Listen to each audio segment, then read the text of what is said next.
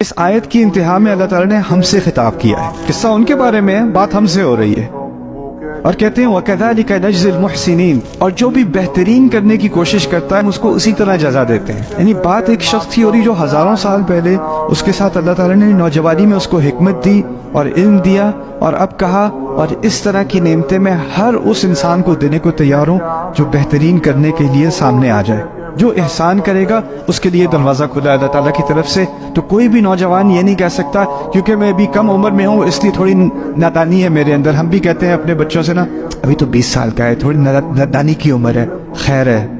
ابھی تو کچھ حرکتیں ایسی کرنے دو، ابھی بچہ ہے، اور ہمارے ہاں تو 28 کا بھی ہوا ہے، ابھی بچہ ہے، چھوڑو جی بچے ہیں۔